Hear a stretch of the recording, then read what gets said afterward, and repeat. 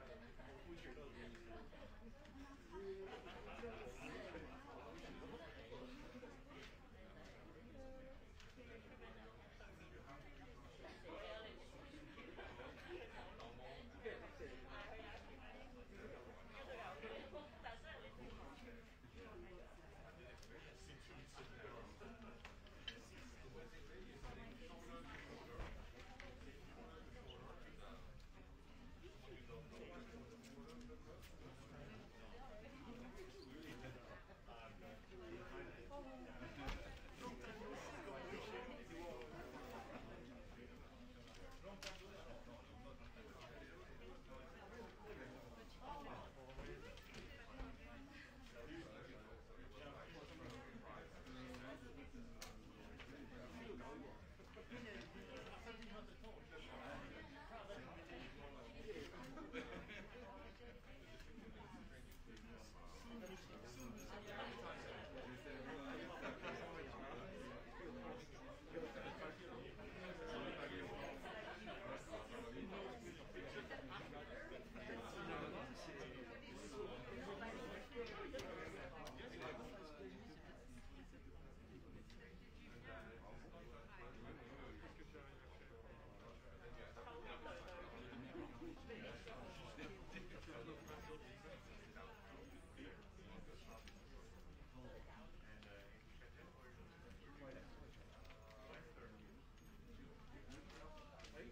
Alors ça,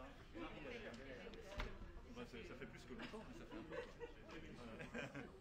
Bienvenue, pas de bonne chose. Ça c'est vraiment sympa. Je sais pas si ça s'impose. J'espère pas parce que vous ne connaissez pas. Je suis assez discret, mais même si je suis très volubile. Non, chaque chose en son temps. Et je vous ai pas tout dit. Non. Ah, ça m'étonnerait parce que vous allez vous endormir avant. Tell me, please.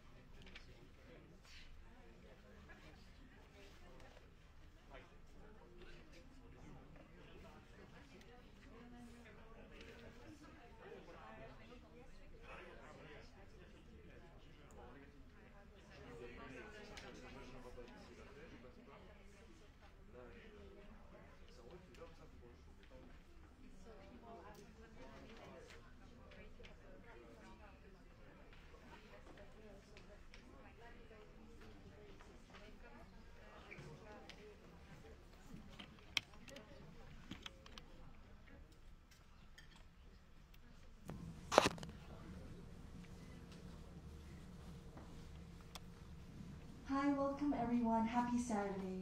I'm Wayne from the French May Arts Festival, and thank you all for coming today to join our session as part of the French May Talk series. We are delighted to have Mr. Stéphane Lam, CEO and founder at Le Pavillon Rouge des Arts, a media composer and versatile artist himself. Stéphane is the son of renowned Cuban artist Wilfredo Lam, featured in the current mythologies, Surrealism and Beyond, masterpieces from Centre Pompidou exhibition held here at Hong Kong Museum of Art. For today's sharing, Stéphane will walk us through his father's legacy from the beginnings of his career, its contextual framing, to his travels where he met Picasso and many leading artists, poets like Breton, which marked an inspiring turn in Wilfredo's painterly practice, showing interest in the surrealist fascination of the subconscious. With that said, the discussion will explore in depth the fruitful collaborations Wilfredo had with the surrealists and beyond over the course of his life.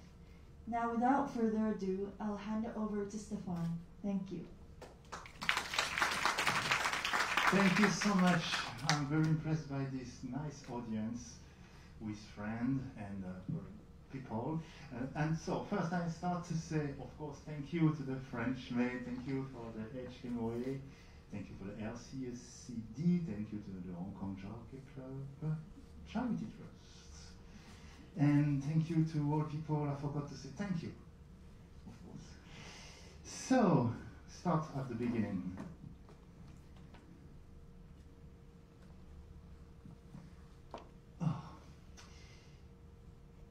It is a question here of reconciling reason and imagination, the rational and the marvelous, and discovering another world, a surreal world, that will illuminate life in a different way. This is how Aimé Césaire, a French poet from the French West Indies, define the surrealism. Just after he met Wilfredo Lam, my father, and André Breton, the founder of the surrealist movement. I'll come back later on this first meeting. Just now I've just look on the historical context and artistic context for the related event of my father. My father have a rich and complex life through this century, and this century have lots of episodes, war, revolution. So to understand the context, maybe just have a little refresh. In the historical context, you have one important, is the Spanish Civil War in 1936, the World War II, sure, and the post-war period after 1945. You have some movement, artistic movement, a lot. Oh, it's not my fault. But you have a lot of artistic movement, different. José. And no slides. No slide. So, the lot of artistic movement is Dadaist. Dadaist is founded by Tristan Tzara, is founded in 1914. And the Surrealist movement started in 1924. Okay? And the Negritude in the 50s. The Negritude is normally only concern the black people, but 50 years after, we can understand the negritude is more than that and concern every people concerned by dignity and humanity. So the negritude is very important too. No slide. Slide.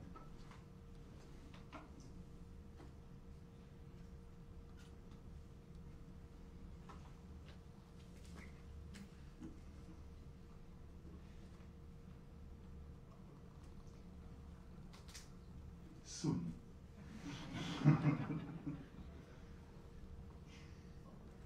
Nice. Once upon a time. On the Tiger year 1902, an island in the sun, an island in the Caribbean island named Cuba, it recently got the Republic of Independence of Cuba. This new, fresh, really, independence from Cuba in 1902. What? 1902. Ana Serafina Castilla decided to give birth to the eighth son. Ana Castilla is a mix, a lot of mix today. It's a mix of origin. First origin is African origin on the mother side, and Spanish origin by this father. What? Not really.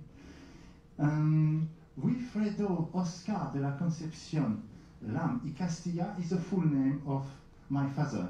The birthday is the 8th of December. He was born in a small place named Saguara Grande in Cuba.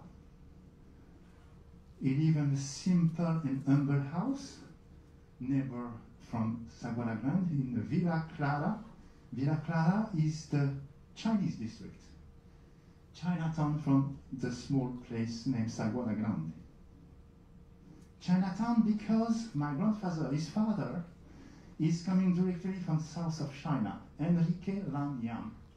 My grandfather supposed to coming from Guangzhou, but at this time it's very complicated to know. My grandfather was born in 1820, passed away in 1926. So I remember when I was a little boy, I said to my friends, my grandfather was born when Napoleon I passed away. You can imagine the reaction. So it's a very long story. And around 1817, when my grandfather goes to America, he's probably from Guangzhou, but maybe from Taishan, maybe from Taiping. We don't really know. Then at this time, you have a Chinese Exclusion Act was arrived in United States. That means a lot of the Chinese from the Chinese diaspora cannot reach America. That's why you have a lot in Central America, Chinese people in Peru, in Brazil, and of course all the Caribbean. Other thing is 70% of the Chinese diaspora was male. Only 30% is female. And because he wants to found a family, it's very complicated. And I said before, Ana Serafina was half Spanish and half African, because after the abolition of slavery in 1794, black people allowed to marry white people. But in 1870, when my grandfather's coming, the Chinese still not allowed to marry white people. So for founding a family, you must find Chinese or some people different. So that's why my grandfather, maybe for another reason, but my grandfather married my grandmother. And when black and yellow people meet together and have children, this children is named Blasian, for black and Asian together. This word is now over, but still remain for some people. The first portrait we have of my grandfather and the first drawing of Wilfredo Lam is made in 1922. At this time, 1922, the Lam family moved from Saguara Grande to La Habana. It was the capital of Cuba. And my father learned the painting at the San Alejandro Professional School of Painting. And he was graduate, and at this time, got the scholarships to go to Madrid to follow the studies. At this point, you have two things interesting to note. First, till the age of 19 years old, my father was considered Chinese by descent. At this time, I think so. You can maybe give me some information, but at this time, no embassy of China in Cuba, no consulate. So he need to have some document to travel, so he has to follow the recent government from Cuba, and he choose the Cuban nationality, sorry. And at this time, it's interesting, the real name of my father is Wilfredo Oscar de la Concepción Lamy Castilla, but Wilfredo is a name coming from Germany. And Wilfredo means William, and Frederick. Both is the very imperator from the German Empire, Guillaume and Frederick. And it's not a Latin source, it's not a Latin roots. So I think it's a reason, maybe another reason is open, but the administration makes a mistake. And the mistake is omit the L. And Wilfredo become Wifredo. And by this mistake, immediately my father adopted this mistake because he gave an artist name very unique. Nobody. So his name is Wilfredo, nobody. Madrid. So he go to Madrid because in Cuba you speak Spanish. And Spanish is his mother tongue. Madrid, 1925. He met a lot of students, a lot of artists, and start to learn painting in the Academy of Fine Art of San Fernando. He spent a lot of time in the Prado Museum, in the Reina Sofia Museum. He was very impressed about the work of Velázquez, Goya, and also the Dutchman August Bruegel or Geronimo Bosch. And during the studies, he got a teacher, Mr. Fernando Alvarez de Sotomayor. Lot of name, sorry. And this man later on became the director of the Prado Museum, but at this time he's just a teacher in a university. And when I say just a teacher, his incredible story of this guy is first student he got and learned the classical painting to is Salvador Dali. And then my father. So this guy, probably unknown for most of people, have two students. One is Salvador Dali and the other Wilfredo Lam. It's absolutely incredible. Thank you, sir. Look smart. Hot. Coat. Spain. 1925. You can imagine. You are from Hong Kong. My father was coming from Cuba. Island in the sun. Hot sun. Never know what is the snow. What is the winter. Just 24 years old, and my father, on the winter of the Spain, discovered what is the cold, the rough cold. Sunny Times too, his first wife, Eva Piris, in 1928. The sad stories begin now because 3 years later,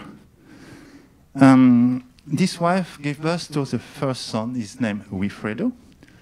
But a few months later, because of the tuberculosis disease, both passed away. It's a drama. It's a shock. You said trauma. And it very influenced all these works during long time. Another shock is a historical shock, the Spanish Civil War. Spanish Civil War is between the nationalists, conducted by the fascist regime dictator Franco, and the Republican. In 1938, the nationalists win, and the repression against the Republican was absolutely very strong repression. So, at this time, my father is in a Republican camp. Manolo Yuge, a famous sculptor from Spain, said to my father, "You must go. You must go to Paris. Paris is the place to be. Paris is a city of light. And if you want, I can write to you a recommendation letter. Because of a big friend of mine in Paris, he can welcome you, he can introduce you to many artists. He can be your shadow partner. He can help you. So my father said yes. And Manolo Yuge write a letter at the attention of a certain Mr. Pablo Picasso. Springtime in Paris.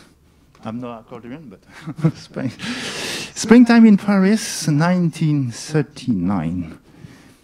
The first time when my father met Pablo Picasso is during an opening solo exhibition. And later on, Picasso said, even you have not the recommendation later, I immediately recognize you as an artist, as a brother, because you remember me, somebody I know very well, me. And Pablo Picasso effectively introduced him always like my cousin from Cuba. And he presented my father at a lot of people, included the surrealists and many, many artists. At this time, when he met Picasso, is the beginning of a very, very, very long friendships during all the life. Rue Armand Moison, the first studio of my father in Paris. Rue Armand Moison is located in 15th district of Paris.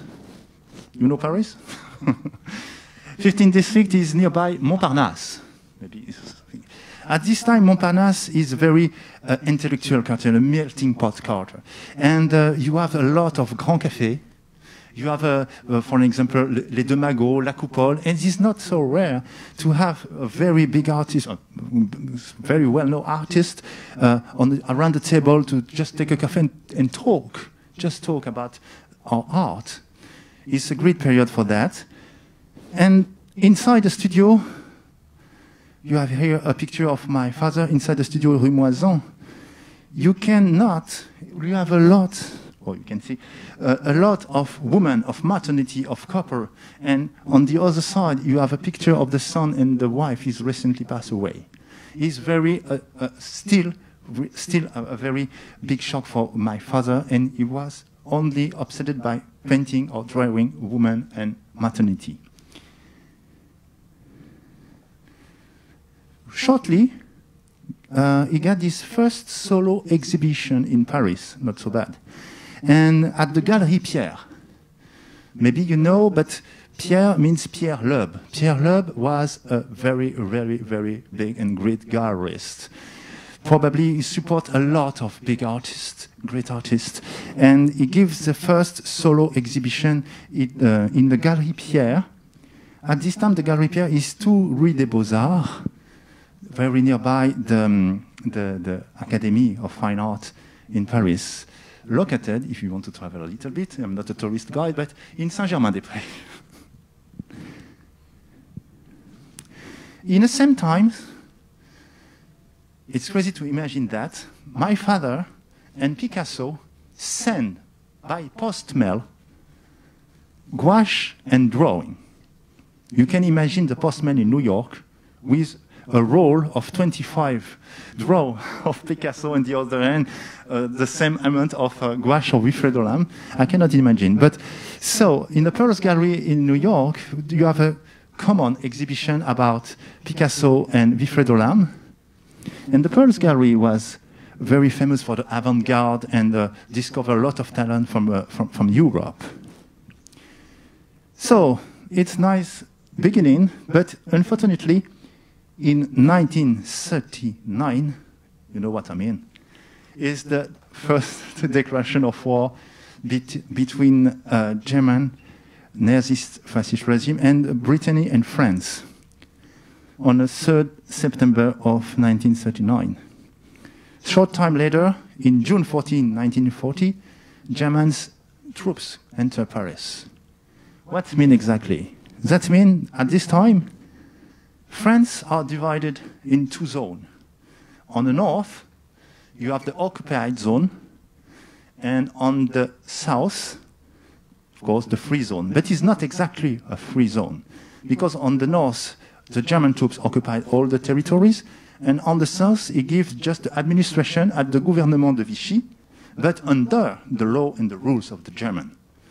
So all people, all intellectuals, all artists want to go from Paris to the free zone, of course, if you want to cross the DMZ, and especially from the third city of France is named Marseille, because Marseille was an harbor, and from Marseille you can take some boat to the French colony, Vietnam, Algeria, or Martinique, Caribbean.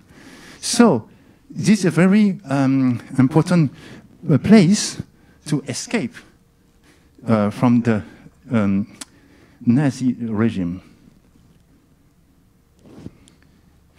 And we come to Marseille. My father goes to Marseille to join the Surrealists. And now it's a very, I think, unique fact in the history of art, because I show you just one house. This house is called the Herbel Villa, located in Marseille, mid-level. And you can imagine behind this window is hosted all the intellectuals and all the artists, the scientists.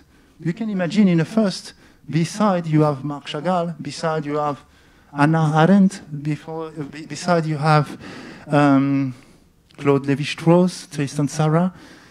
All the people are located in the same place. Tristan Tzara is the founder of the Dadaism, Victor Bronner, Marcel Duchamp, the Ready-Made, Max Ernst, André Masson, André Breton, Jack Herold, Benjamin Perret, Oscar Dominguez, and it's a long list. So, Surrealists are together. And Surrealists, the Surrealist movement have some fundamental. The fundamental of Surrealism is origin at this time by the theory of Sigmund Freud. Sigmund Freud gave to the Surrealists the conscience of the unconscious.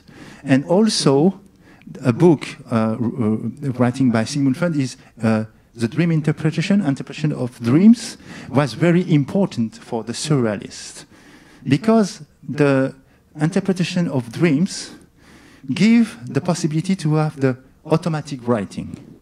Automatic writing is when you just awake and you have some remind of the dream you have, but it's a little bit blurry. You don't know exactly. You try to catch this part, and you write, and you create literally a gap between the conscious and the unconscious. You try to catch this part of you don't really know.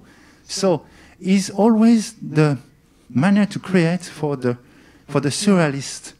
He want to invent. He want to find a moment where we can catch the accident. The accident is very important, because on the accident you don't know if it's real, unreal, or no. But if you are an artist, the accident is the best way to write something you don't know about yourself. So for that, you need the tools. And tools for create accident, create creation. So the surrealists are very famous to develop some games. Not computer games, mind games. And some games, you know, I'm sure, is game of consequences. The game of consequences is very well known in French to cadavre exquis. And the other one is not very well known, is the Marseille game. It's a kind of cards games. Game of consequences. Imagine few poets, one start to write a sentence and hide the most part of he write, let just a few words at the end. And this few words is the start for the new poet, new artist to follow the story but you don't know what exactly happened before. And you repeat this for the third paper, and the fourth, and the fifth, etc., etc. At least you leave the page, and you just read. And what you read is something absolutely nonsense, maybe, but for surrealists, give something absolutely unknown. And he try and find to how to capture the accident, because you have the result of this accident. It is very interesting. You can do that by words, but also you can do that by draw. Here, an example. This is a drawing by André Breton, Jacques Herold, and Wilfred Olam. So, same principle, same rules. You start to make a line, and you just let appear a few elements, and the other continued, and then the third continued. You can put like this, like this, like this, like this, whatever. But what is interesting, at least you have a result absolutely surrealist. Another thing. At this time, it is very uncertain time. Uncertain time because you never know if tomorrow somebody knocking at your door and say, "Hello, I'm the French police. Can you follow me to the commissariat, to the police office?" In the best case, you can put in jail. In the worst case, you can go to the station and go to the concentration camp. So it's a very uncertain times, and surrealists continue to play, but need to have some indication for the future. And you get an idea, because when you're playing cards, you have two manners to playing cards. Game, like bridge or poker. And another one is to playing card, not to playing card, but use the card to predict the future. It's named the fortune teller, certainly you know. And in this sense, the surrealists try to create a new playing card games. So the card suite, usually, you know certainly the card suite, is a lot of symbol. And the surrealists want to change this symbol to give own symbol. So the symbol, you know, for the classic card suite is heart, spade, diamond, and club. And very often we related the heart with the love, spade with the death, the diamond with the courage, and the club with the money. But we have a lot of different things, different meanings. You can have the elements, you can have the season, and we use that like you have this in Asia with the Chinese oracle. You need to have some form with some word to have somebody to give an interpretation for the near future.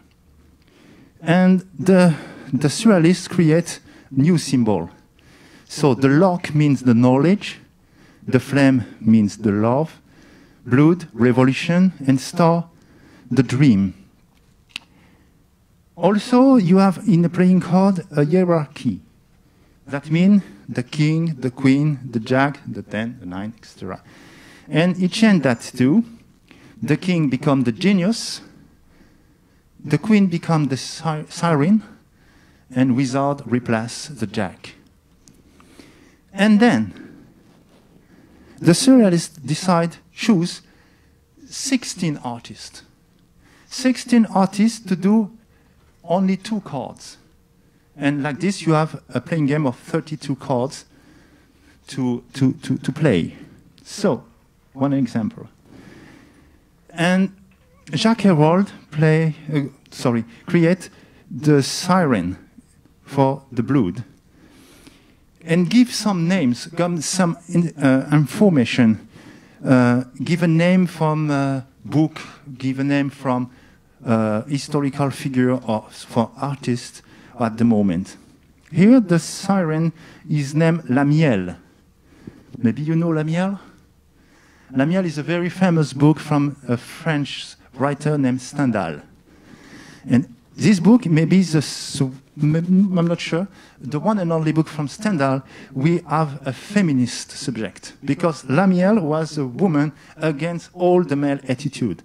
So inside this playing game, you have a reflect of an era too, because he tried to show something we don't show normally.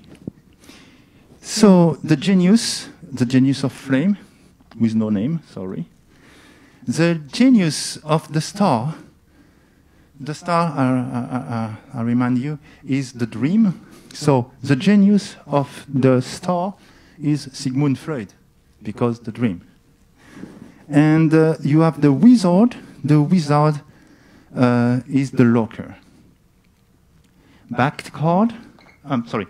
Just this is the a preparation before we put the color of the drawing of my father. So my father chose the star, the dream, and this is the Alice from Alice in Wonderland, the Star Siren by Wilfredo Lamb.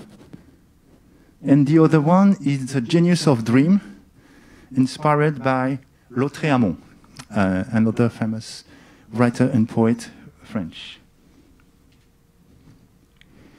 This one is a preparation, but never appear. It's just for you. Because if you go to some auction, if you are lucky, sometimes you can find the Jeux de Marseille, the Marseille Games. And most of the time people don't know, but it's a pure jewel. Don't hesitate if you see on Christie's, Phillips or Sotheby's to have an eye on, because you have 16 artists from the Magnificent era. This one is not. Tell me if you're interested. The back of the card is the Wheel of Change. So another point is very important, because can you imagine now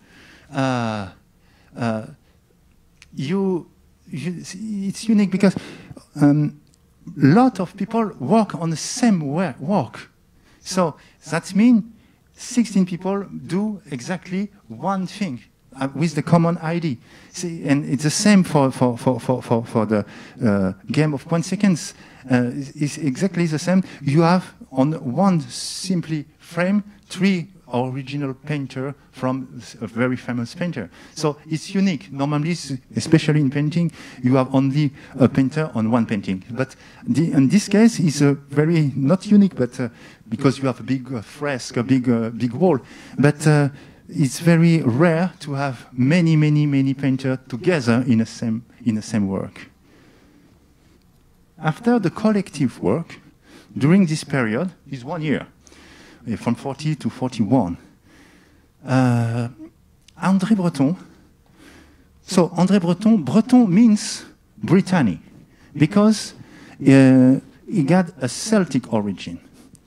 And because he got Celtic origin, sometimes, because you know the fascist regime is not a fairy tale, and he tried to find on the Celtic legend something to say against the fascist regimes.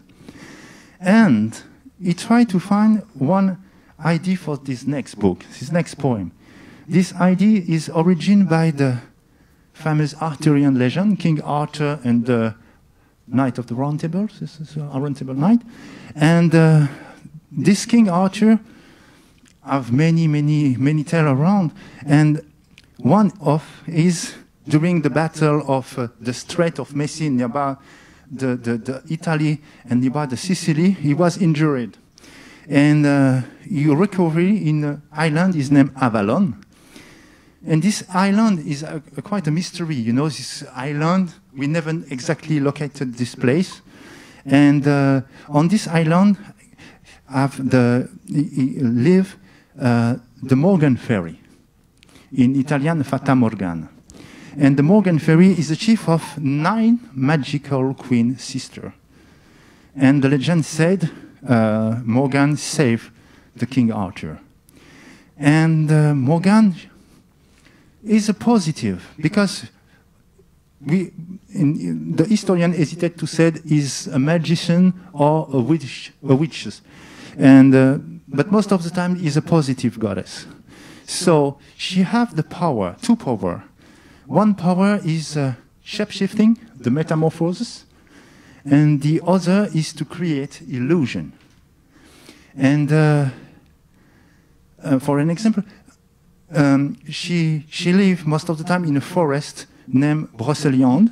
And if you go at this, now you go in Brittany and you said Brocéliande forest, a lot of people said, oh, it's a haunted forest, it's a magical forest. If you go on, maybe you lost your way. Because in the legend, when you go inside the forest of Brocéliande, if you walk on the path and you just look back, you don't recognize the path.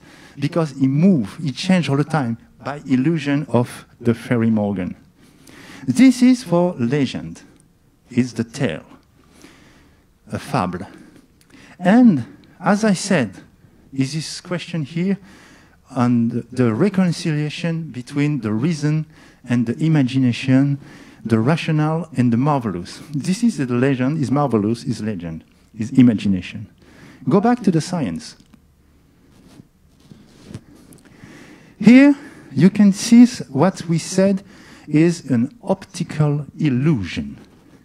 Optical illusion because on the surface of the sea or surface of the sand desert, you have, if you have a cold or emit a warm air, and the ray of the sun coming in this part create an optical illusion. This optical illusion is called by the scientists Fata Morgana.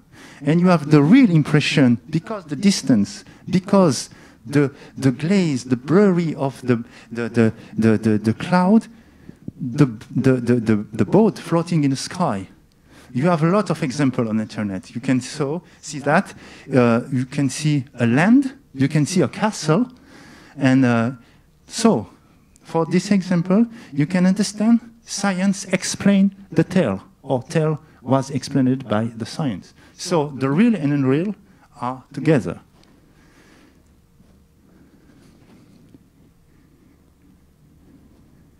Fata Morgana is a poem about the nine sisters of Morgan Fairy. And because it was illustrated by Wilfredo Lam, illustrated is not the good words. You know, in the classical music, when you play piano, most of the time you play alone. I mean, on the piano, you play like this with the right and left hand. Sometimes you can play with two people, and we call that a four-hand piano. Four-hand piano means when you listen, you don't know who played the melody, who played the harmony, who played the chord, who played the bass. We don't know because it's real four hands. And I think this kind of works is really a four hands works. My father don't illustrate the poem. The poem is not the word for the figure inside. No, it's together create something immediately in the instant.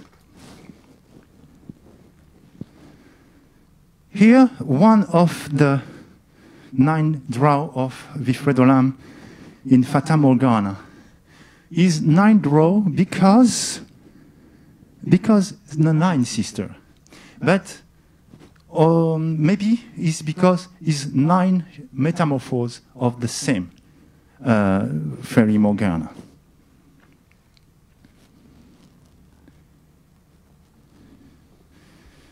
Another name, another guy. We are still in Marseille. But after 1 year, the surrealists and all the artists got the visa. Yeah, got the visa. What means got the visa is not a visa to go somewhere. It's just an authorization to go out Marseille. So with this visa, you take the first boat you can. You know, you don't know if you go to Africa, Asia, or America. You go fast you can. So this guy is named Varian Free. Good name, Varian Fry. And this mission is from the emergency rescue committee in the US. It's a Jewish association, and this mission is to save all the artists and intellectual Jews in Europe from the fascist regime. And because he's a journalist, I don't know, but he met a lot of poets, he met a lot of writers, he met a lot of poets. So he said, for me, it's impossible to choose. It's impossible to choose only the Jews. My father is not a Jew, but he's saved by this man. Because this man, one time in his life, must decide, and he decided to disobey. Disobey to the first thing he's supposed to do is save all the Jews. He said, I cannot choose, because if I choose means kill. Because if I left somebody behind me, certainly he can go to the extermination camp. So these guys save a lot of people. Variant 3, with André Breton, André Meusson, the wife of André Breton, Jacqueline Lambert, and on the corner, Max Ernst. I'm sorry for a lot of names, and if you don't know history of art, it's complicated. But I can say to you, all people I said here is very famous in the modern art. Finally, with the visa, we can embark. We can embark on the Capitaine Paul Lemerle. If you look closely, here you have a banderole. It said, Vive Pétain. Something like I Hitler, you know, so I'm not sure it's a golden cruise. And in fact, it's more than an artist brought people than a cruise. And on the deck, you have my father and Claude Lévi-Strauss, the very famous anthropologist, French anthropologist. This picture was taken by a woman. The woman's name is Germaine Krull. Do you have visited before the exhibition Mythology and Beyond? If you do, or if you don't, I remind you, when you arrive in the first room, you have a screen. On the screen, you have a movie. The movie name is Golden Age from Louis Buñuel. Around the screen, you have the atmosphere of Paris by picture. On this wall, you have a lot of pictures by Germaine Krull. Germaine Krull is in Hong Kong today. Welcome. I mean, this picture. So Germaine Krull is here, and his boyfriend on the deck too is Robert Assayas. Robert Assayas, in a certain manner, have a relationship with Hong Kong because he's a screenwriter. And after the war, he coming very often in Hong Kong, and he writes many scenario for French movies. And this son become a movie director. And make some movies in France with a very famous actress from Hong Kong. His name Maggie Cheung, and become married together during a time. So it's very strange for me to know my father was on the boat with the father of somebody knows very closely, somebody in Hong Kong. Finally, the boat arrived in La Martinique, French West Indies. Not so far from New York, not so far from Cuba. And after this long time on board, it disembarked in La Martinique. La Martinique at this time was under the gouvernement de Vichy, so under the German law. Immediately, you know what I mean? You go to the Leprosarium Le Lazaret for a quarantine. So, he spent a time here, and my father and André Breton sometimes goes to Fort-de-France, la capital of the Martinique, and at Fort-de-France, at the market, he discovered a newspaper named Tropique. Inside Tropique, you have only the poems.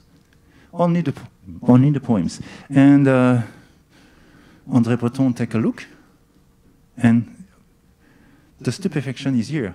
It's the most lyrical thing I read at these times. It's a monument, he said.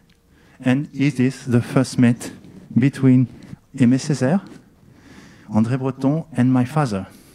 At this point, I mean, this is the bridge between surrealism and negritude. As I said before, negritude is more for the black people at this time.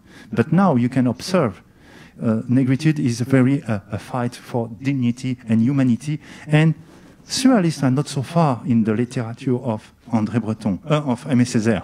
Aimé Césaire, a manner to write at this time is very incredible, until for the French also. I'm working in the field of French-speaking language, francophonie. Aimé Césaire at this time is the best, most famous writer for the francophonie. He was a friend of Léopold Sédar Senghor, the founder of the francophonie. Francophonie means the French-speaking language speaking outside French, outside the France. The masterpiece of Aimé Césaire is a book named Cahier d'un retour au pays natal, A Return to My Native Land. It's a pure jewel. This jewel is coming from a lot of draw of my father. And Aimé Césaire, in the first edition, gave a dédicace to my father, say to Wilfred Olam, to the friendship with my admiration. It's a poem about revolution. It's a poem about hope. It's a poem about faith. Today, 2 years ago, in Cambridge, Trinity College, you have a world conference about the work of Aimé Césaire. Aimé Césaire is still present for all students in the world, included in English. And during this conference, we talk about the surrealisms, the work of Aimé Césaire in the surrealism, and also, if you can see, some work of my father we do together. Surrealism is still present. I don't know if you have some students here, but it's an interesting way to explore. Of course, I cannot speak about my father if I cannot speak about La Jungla. La Jungla is the masterpiece of my father, after the masterpiece of Aimé Césaire. So, André Breton goes to America after the short times in Martinique because he got the status of refugee, he got the political asylum. And my father, because he's coming from Cuba, don't have the asylum in the United States because he can go to his native land. So he's a return of the native land of my father to Cuba. And my father discovered a Cuba very different too. Because sure, he's independent, but he's completely under control and corruption from the United States. And a lot of Americans coming in Cuba for sexual tourism, for corruption and everything. So the government of Batista is not really appreciated by the Cuban. Different people coming to Cuba, you know, certainly Ernest Hemingway, work and live in Cuba. Here you have a picture in Cuba, in La Habana, with Pierre Matisse. Pierre Matisse was the son of Henri Matisse, the painter, French painter. He have a gallery in New York. Here Pierre Matisse is in the bathsuite. My father, Wilfred Olam, his second wife, Elena Holzer, and the fourth man is a very famous movie director named Robert Altman. And Pierre Matisse say to my father, I want to make a solo exhibition in New York. And I need a new material because, of course, when he left Europe, he don't bring with him his studio, so he need to work. So immediately my father starts to work for Pierre Matisse Gallery, and he worked in this studio in La Habana, a lot of painting. And during this period, he was very influenced by the encounter with Aimé Césaire and the fight for the dignity and humanity. So all the work at this time was with these powers, this kind of revolt, this kind of mix and of all the thing my father feel, the death, the revolution, the corruption, the Nazism, and also all we can do, all we can survive by this. So he tried to find by this art a manner to express that. In La Habana, front of the jungle,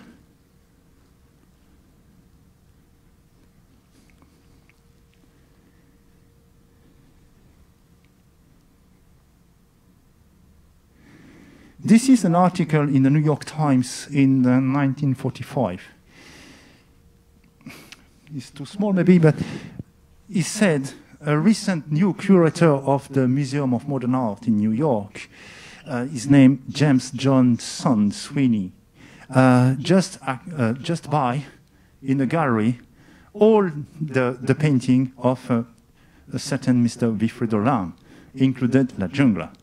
And at this time, it's a very consecration for my father, but at this time, just for the stories, the jungle was sold for $3,000 US. Not so bad. Recently, we have a retrospective, an exhibition in Europe at the Tate Modern Gallery, at the Reina Sofia Madrid, and at the Centre Pompidou in Beaubourg. And only for the Centre Pompidou in Beaubourg, you have the MoMA give for a time La Jungla. And I don't give you the price he give for the insurance, but absolutely not $3,000. 1946, still in New York. For André Breton, it's a very difficult time because it's not easy to have a financial stability. André Breton finally got a job. He became artistic consultant and a cultural assistant. If he got a flat and a salary because the help of Peggy Guggenheim. Peggy Guggenheim support a lot of artists. It's not just a foundation or a museum, it's a real girl. And this girl make a lot of things for art. Real woman. 46, Marcel Duchamp, of course, the ready-made, and 46, Marcel Duchamp and André Breton together try to build the international exhibition of surrealism in Paris in the La Galerie Aimé Macht. Aimé Macht is another figure, big figure from the art in Paris and for the world. He's the first gallerist my father worked with. It's not the first, because the first is Pierre Loeb, but this time is very complicated time. After the post-war, my father have just one gallerist, is Aimé Macht. And then after Macht, the lawyer of Macht is named Daniel Lelon, become the gallery Macht Lelon, and then after the Galerie Lelon. But we still be loyal to the Galerie Macht during this time. Post-war period.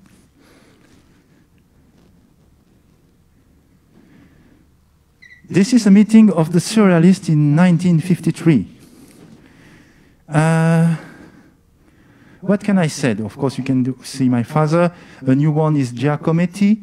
And you still have Benjamin Perret. Benjamin Perret is not very well known, but he have a very strong man, I think, because he's the one and only surrealist never dispute with André Breton. Because all people you can see here, after a time, decide to left Breton. Surrealism is something you can do by yourself. It's not necessary to do with all people. And after a time, André Breton coming maybe too tough or too difficult to follow. So all the people here take their own way, included my father. A photograph by Man Ray. I said surrealist can be expressed by poetry, by photography, of course, but by fashion, it's just a manner to think. Here with the Romanian poet Gerasim Luca, with my father, now we can talk about the legacy of the surrealism. We are now in the 60s. A legacy of the surrealism. I don't know, a kind of poet, French, I don't know if I can say a black sheep, so somebody not very well, is always behind. Nobody loves Anton Artaud. Anton Artaud is completely a kind of untouchable man, because he finished at the psychiatry hospital, and he is very complicated to follow, but he's a great artist, he's an art critic, and especially for the theater. And my father collaborated with him in this book, his name, Theater and Goddess. Another one is Alain Jouffroy, is always the legacy of the surrealism. Surrealist thinks, manner to write, of course, is automatic writing, but sometimes he takes a different manner to express something. This one in France is J'ai tout appris de la foudre, elle seule m'a rencontré dans l'entrée du Grand Hôtel d'Angleterre. Approximately in English is I meet the thunder. He meet me himself. He meet me at the lobby of the Peninsula. So it's very strange. But what he wanted to say, he said he have the meeting, an appointment with the thunder, with the strike, and the strike learned to him the power of light and the power of energy. It's very clear. But when you read just this sentence, you understand absolutely nothing. But it's interesting to know surrealists give always something hiding, a no, and after you know. A poem from Tristan Tzara. I don't want to translate. Too long. And back to Italia. Go to Italia with a new person. Gerasim Luca, the Romanian poet, with my father, and on the left side, you have a name, a guy's name, Giorgio Upilio from the Studio Grafico Uno in Milano. And because now my father work a lot with the print, because he do a lot of Beaux-Arts, the Beaux Livres, a big book from art, and he does absolutely magnificent things. This one is a dwarf of my father, but it's a print now, and he was very happy to saw all the colors before is printed. We absolutely don't know which kind of color is red, yellow, or green, and once again, it's a part of accident we like to discover at this time. So my father liked absolutely this moment, or for the first time, is exactly the same when you do a tart and you open the oven and you're looking if the tart is good or not. It's the same thing. So about art, he look and is absolutely fascinated by the result, because he cannot control. And I remember use is for the creator, like surrealist creator, the accident is very important.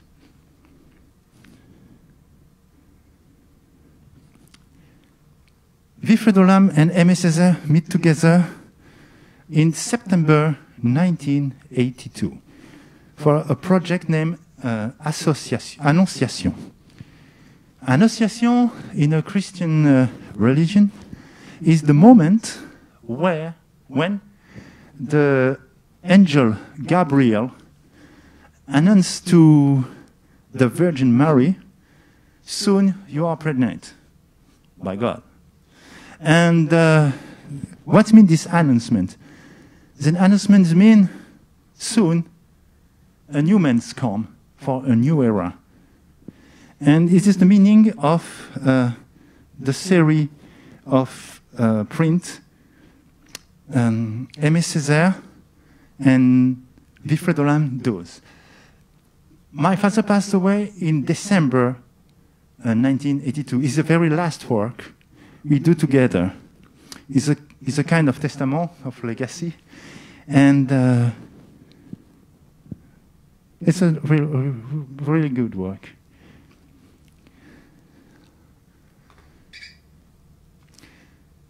Once upon a time, again, there were two men, two brothers, two souls, who decide to leaving us a message through a visible act, an invisible pact, a visible impact, an invisible fact. We believe in a new man, in a new era, where visible, invisible, real, unreal, reason, imagination, rational, marvelous, are not opposed, but just complementary, like dignity and humanity. Thank you for listening.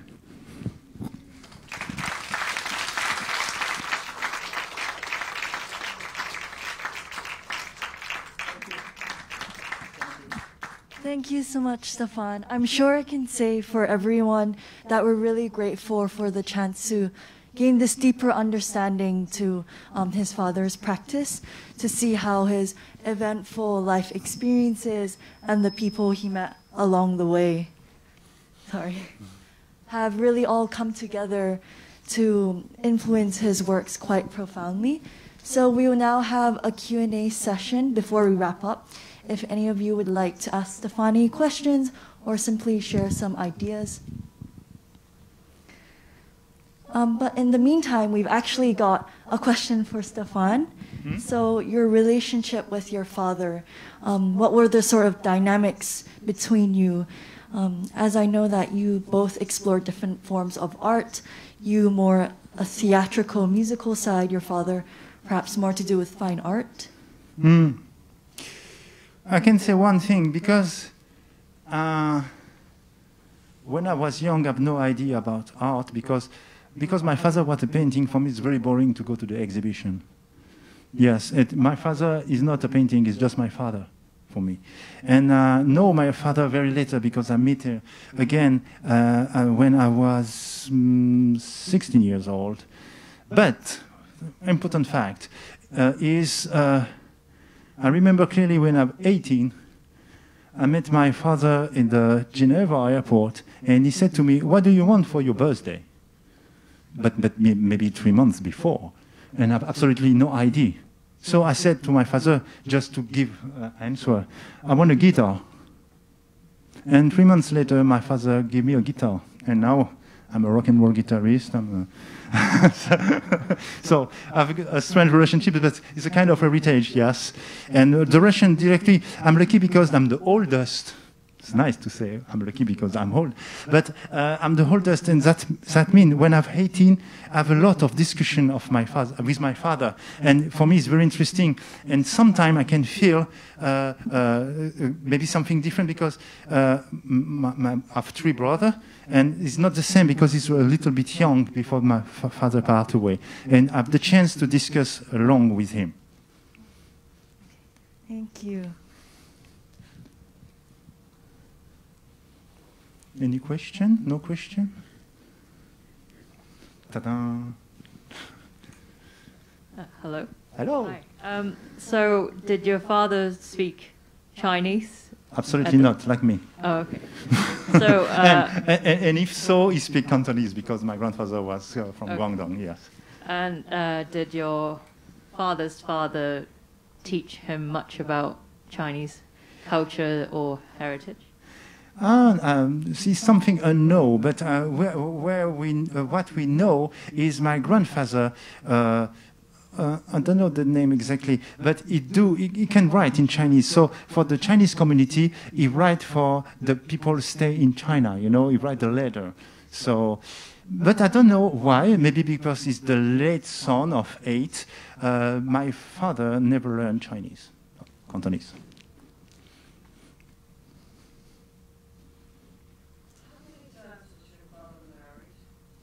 How many times? Officially, you mean?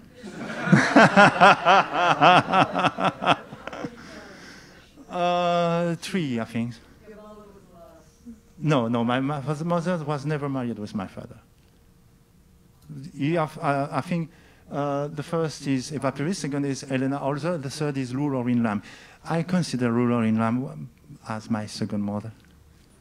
When I married my wife, I asked to Lou Laurin Lam to be my witness. You can imagine my mother was very happy. Sorry? Which, my mother? Yes, French. Yes. But because his name is Raoul, maybe you understand Raoul is more Spanish too. But we don't know. I don't know exactly.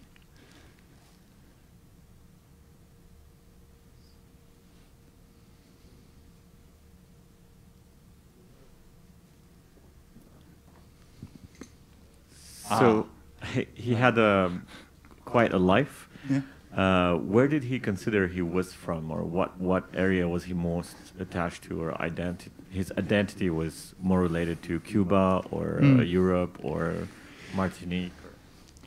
I think because this life is very complex, he don't feel Cuban, he don't feel Chinese, he don't feel Europe.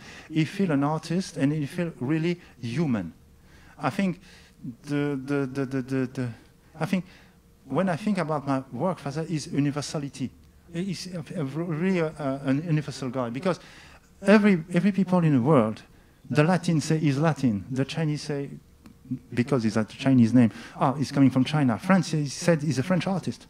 Spanish is a Spanish artist. So in this case, we can imagine the work tell for him. And if he work in France, is recognized in Norway, is recognized. A lot of museums in the world get a painting of my father, and for it's like a legacy of an era. So I think my father feel these times, and I remember when you are together, and it's a joke, but. He don't speak French really, like me. I don't speak English, but he speak a mix of Spanish, Italian, and French in the same times. So he belonged to nothing. He belonged to the world, definitely. But it's my point of view. Maybe I've.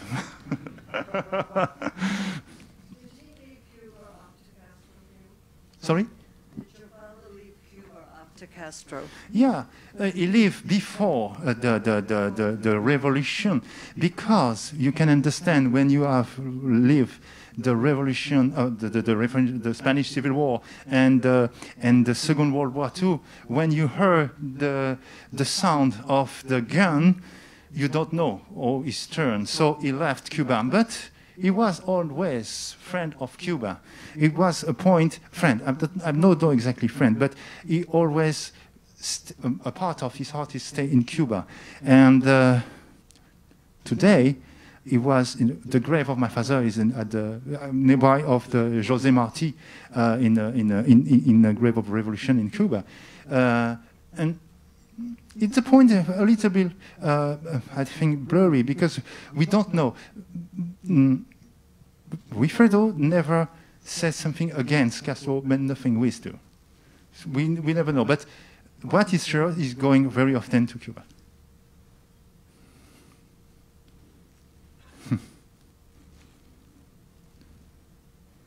Way.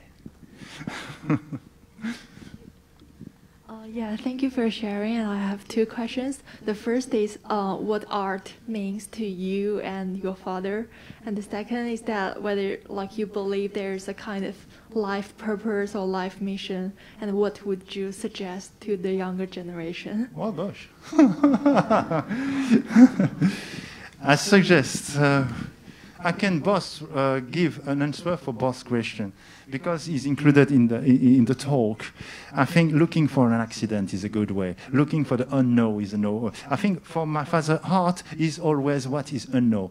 And I confess for me too. I'm very, for me, if you give me a blank page, the work is done. If you give me something already do or something with too much information, of course you can go inside, it's not a problem. But what is very exciting, what is very motivated to create, and I give this, is to have the flame inside you, to catch something you don't know, but you have certainly, because all generations have this fire inside. Yes, just have a look.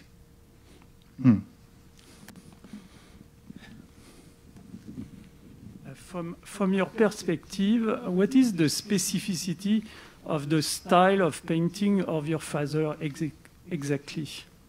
En français, ça donne quoi? Je peux le dire en français aussi.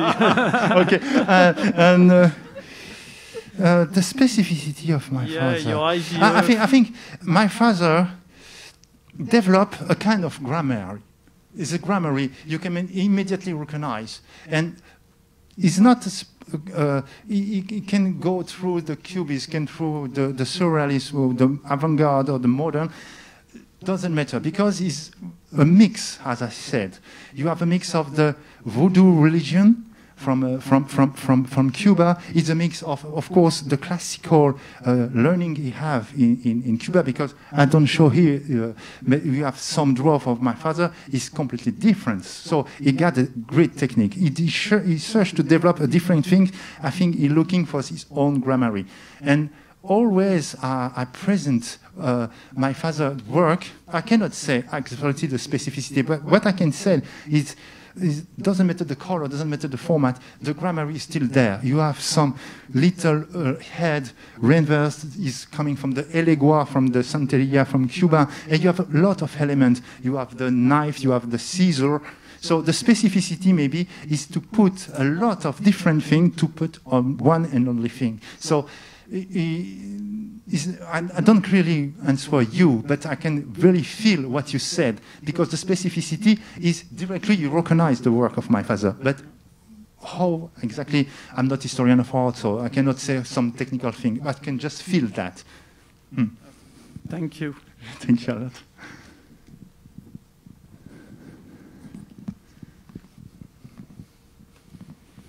Thank you so much, Stefan. So Almost finished?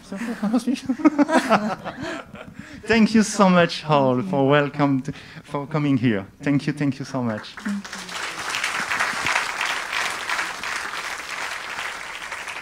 If I could also draw your attention to the survey handout at the beginning of the session and ask you to kindly fill it out and return it to our staff members on your way out.